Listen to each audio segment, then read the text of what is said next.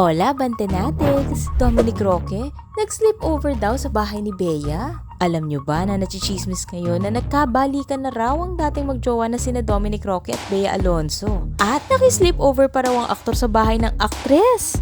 Nagumpisa ang chika dahil spotted daw ng mga kapitbahay ang kotse ni Dominic na madalas na nakatambay sa labas ng bahay ni Bea. At nasa loob lang daw ng auto ang aktor.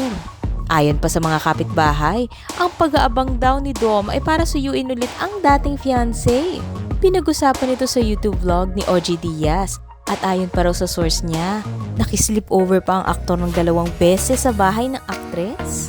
Noong una raw ay bago umalis si Bea patungong Singapore kasama ang pamilya at naulit ito ng isa pang beses nang makabalik na sila sa Pilipinas.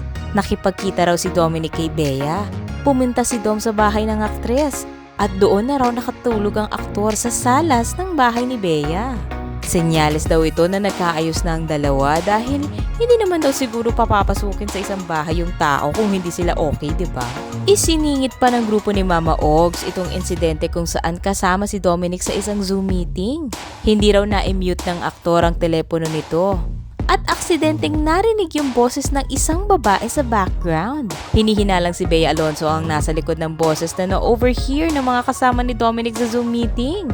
"Hon, you like tacos?" Yan raw ang boses babae na nagtanong kay Dom na kaboses di umano ng aktres. Nataranta pa raw ang aktor at dali-daling nag-mute ng telepono para hindi na marinig ng mga kasama sa meeting yung pinag-uusapan nila ng babae tungkol sa tacos. Para kay OG Diaz, yung mga ganitong balita ay nakakakilig kung totoong nagkabalikan na nga ang dalawa. Pero hindi raw niya inaasahan na magkakaroon ng joint statement yung mga ito sa ngayon. Dahil nagugulo raw yung relasyon nila kapag masyadong maraming tao yung nakakaalam.